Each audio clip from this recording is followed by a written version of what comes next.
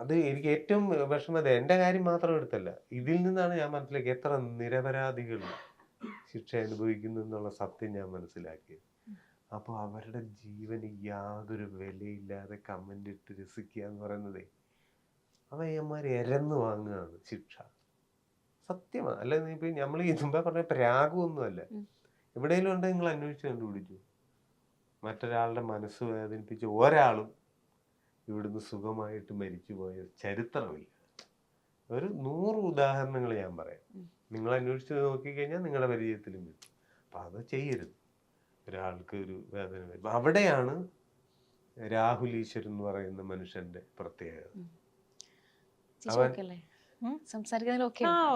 അവനാ സംസാരിക്കുന്നത് പൂട്ട് പൂജിക്കാതെ പറ്റില്ല.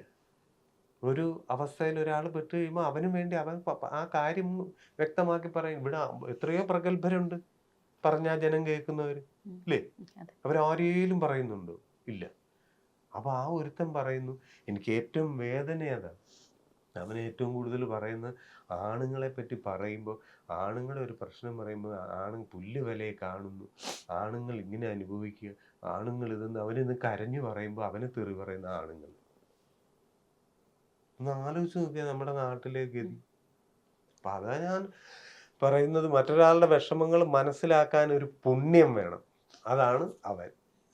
അതുപോലെ ആ ഒരു സമയത്ത് നിങ്ങൾ സ്ട്രഗ്ലിംഗ് ജേണിയിൽ ഏറ്റവും കൂടുതൽ ചേച്ചിനെ ഹെൽപ്പ് ചെയ്തിട്ടുണ്ടായിരുന്ന രാഹുൽ ഈശ്വർ എന്ന് പറഞ്ഞിട്ടുണ്ടായിരുന്നു. ഫാമിലിയിലുള്ളതിനേക്കാളും കൂടുതൽ പുള്ളി എടുക്കുന്നായിരുന്നു, സപ്പോർട്ട് ഉണ്ടായിരുന്നു. തീർച്ചയായിട്ടും. എങ്ങനെയൊക്കെയായിരുന്നു പുള്ളിയുടെ ആ ഒരു?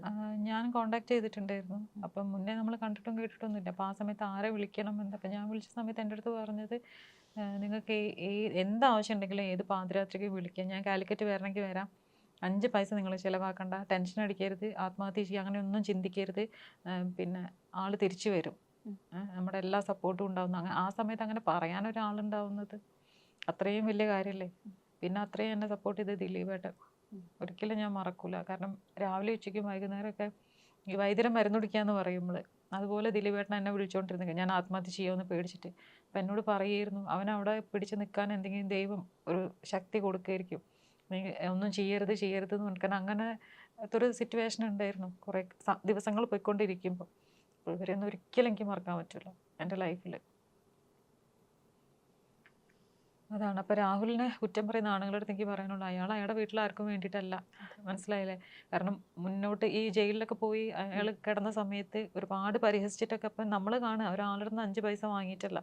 അയാളുടെ ലൈഫിലെ എല്ലാ കാര്യങ്ങളും മാറ്റി വെച്ചിട്ടാണ് ഫാമിലീനെ ഒരു നേരം വീട്ടിലുണ്ടാവില്ല. ദീപ പറഞ്ഞു കേട്ടിട്ടുണ്ടായിരുന്നു. അവരത്രയും സപ്പോർട്ട് ചെയ്യുന്നത് കൊണ്ടല്ല അയാൾക്ക് ഇങ്ങനെ ഇറങ്ങി നടക്കാൻ പറ്റുന്നത്. ഇന്നിപ്പോൾ സാധാരണ ഇപ്പോൾ ഈ മരിച്ച ആൾ ഞങ്ങളുടെ വീടിൻ്റെ അടുത്താണ്, മാങ്കാവ് ഗോവിന്ദപുരം. അപ്പം അതും കൂടെ ഉണ്ടായ സമയത്താണ് ഈ സ്വീകരണം. കുറേ നാളായിട്ട് രാഹുൽ പറയുന്നുണ്ട് അത്രയും ഫൈറ്റ് ചെയ്തില്ല. അപ്പം ഞാനതിന് നിന്നിട്ടില്ല, എനിക്ക് തന്നെ എന്തോ പോലെ തോന്നിയിരുന്നു. അപ്പം എനിക്ക് തോന്നി ഇനി ഞാൻ സംസാരിക്കണം. എത്തി എവിടം വരെ എത്തി. ഒരാൾ റീച്ചിന് വേണ്ടി ഒരാളുടെ ജീവൻ പോയില്ലേ. അച്ഛനും അമ്മയ്ക്കും ഒറ്റ മോന്, ഒരു അച്ഛനും അമ്മയും ഒന്ന് ആലോചിച്ച് നോക്ക്. അതുപോലെ നിയമങ്ങൾ കൂടുതലും പെൺകുട്ടികൾക്കാണ് കൂടുതൽ എന്നുള്ളൊരു മീൻസ് ആ ഒരു സപ്പോർട്ടിൽ പെൺകുട്ടികൾക്കാണ് കിട്ടുന്നതെന്നുള്ളൊരു തോന്നലുണ്ടായിട്ടുണ്ടോ? ഉണ്ട്, തീർച്ചയായിട്ടും ഉണ്ടല്ലോ. കാരണം എന്ത് സമത്വം പറഞ്ഞു കഴിഞ്ഞാലും ഇപ്പം ഞാൻ പറയട്ടെ, പെണ്ണുങ്ങൾ പറയുന്നത് എന്താ, ആണുങ്ങളുടെ കൂടെ സമത്വം വേണമെന്നാണല്ലോ പറയുന്നത്. ഒരു പെണ്ണ് കേസ് കൊടുത്താൽ അത് അപ്പം തന്നെ കേസ് എടുക്കും, എന്തെങ്കിലും ഒരു കംപ്ലൈൻ്റ് ആയിട്ട് പോയി ഇന്ന ആൾ പീഡിപ്പിച്ചു. പക്ഷെ ഒരാണ് കംപ്ലൈൻറ്റ് കൊടുത്തു കഴിഞ്ഞാൽ അങ്ങനെ ഉണ്ടാവും. ഇപ്പം ഞാൻ പറയട്ടെ, ആ ചേട്ടൻ മരിച്ചു പോയിട്ടില്ലായിരുന്നെങ്കിൽ അയാൾ അറസ്റ്റ് ചെയ്തിട്ടുണ്ടാവില്ലേ? ആരെങ്കിലും സപ്പോർട്ട് ചെയ്യുമോ? ഇപ്പം മരിച്ചതുകൊണ്ട് നീതി കിട്ടി, അയാൾക്കത് താങ്ങാൻ പറ്റിയിട്ടുണ്ടാവില്ല. അയാൾ വിചാരിച്ചിട്ടുണ്ടാവുക അത് ചെയ്തിട്ടില്ല എന്നുണ്ടെങ്കിൽ ഇതുപോലെ പോലീസുകാർ കൊണ്ടു നടക്കും, അത് താങ്ങാനുള്ള. ഇപ്പം നമുക്ക് അതിനുള്ള ഒരു മനക്കെട്ടി എവിടുന്നോ കിട്ടി, പക്ഷെ എല്ലാവർക്കും അത് ഉണ്ടാവണമെന്നില്ലല്ലോ.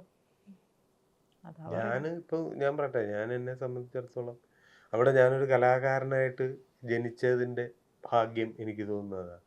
എനിക്കങ്ങനെ ചിന്തിക്കാനുണ്ട്. ഞാൻ ഏതായാലും ജനിച്ചു, ഞാൻ പറഞ്ഞിട്ടൊന്നുമല്ല ജനിച്ചത്, ഞാൻ നിർബന്ധിച്ചുമില്ല ഇവിടെ ജനിപ്പിക്കുന്നത്. അപ്പം മരിക്കുന്ന കാര്യവും നമ്മൾ മുൻകൂട്ടി കാണേണ്ട കാര്യമില്ല.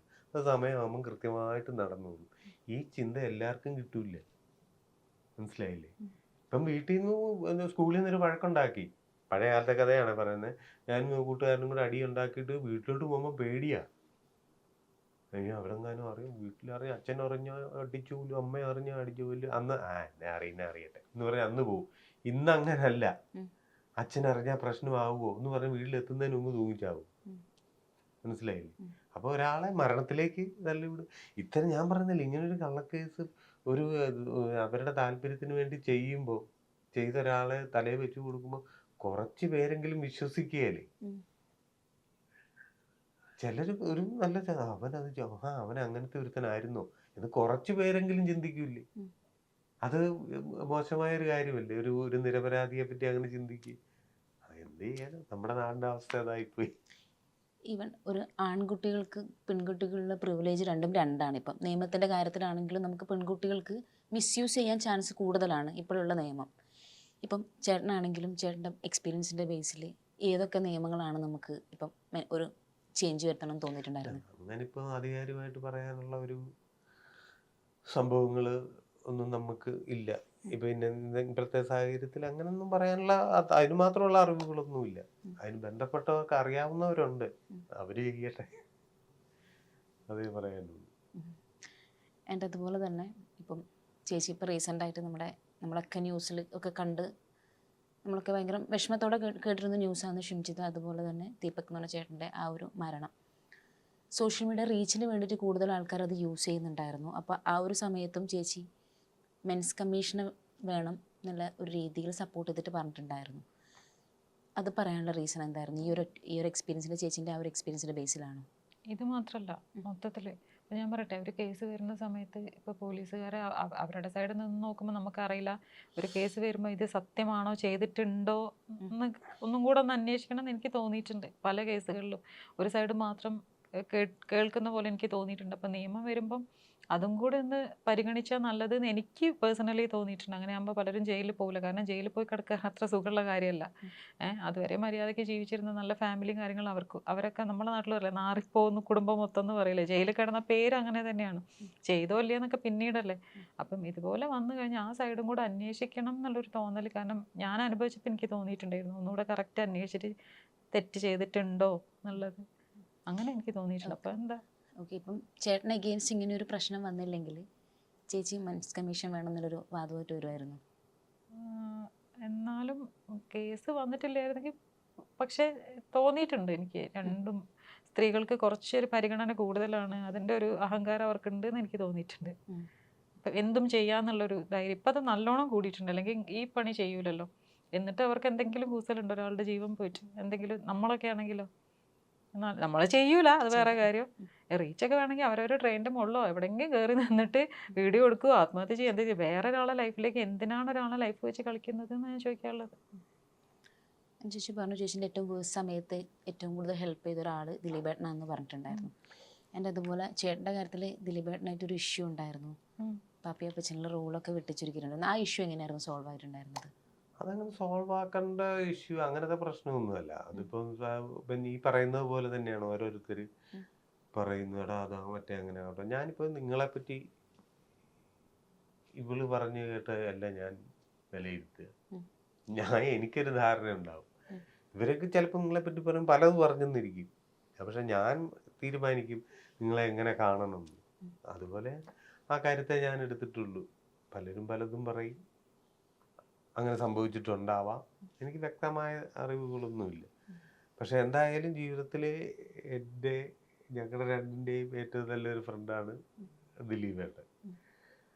അത് മാത്രമല്ല അദ്ദേഹം ചെയ്ത ക്യാരക്ടറുകൾ മാത്രമല്ല, അയാളുടെ ജീവിതത്തിൽ വേറെ ആർക്കും ചെയ്യാൻ പറ്റാത്ത ക്യാരക്ടറാണ് നമ്മളെ ജീവിതത്തിൽ ഏത് പാതിരക്ക് മിസ് കോൾ ഇട്ടാലും അല്ലെങ്കിൽ മോനെ എന്ന് വിളിക്കുമ്പോൾ അപ്പം തിരിച്ച് വിളിക്കുന്ന പ്രതികരിക്കുന്ന ഒരു സൂപ്പർ സ്റ്റാർ എന്ന് പറഞ്ഞാൽ അത്രയും സിമ്പിൾ ആയിട്ടുള്ള ഒരു മനുഷ്യൻ ദിലീപേട്ടനായിരിക്കും എന്ന് എനിക്ക് തോന്നുന്നു. അതാണ് ചാന്തുപൊട്ട് എന്ന് പറഞ്ഞൊരു ക്യാരക്ടർ ഒരാൾക്കും ചെയ്യാൻ പറ്റില്ല. അതിൽ എനിക്കൊരു അദ്ദേഹത്തിന്റെ കൂടെ വളരെ പ്രധാനപ്പെട്ട ഒരു വേഷം ചെയ്യാൻ പറ്റിയതും എന്തോ ഒരു ഭാഗ്യമാണ്. അതുകൊണ്ട് തന്നെ അദ്ദേഹത്തിനോടൊരു അടുപ്പമുണ്ട്.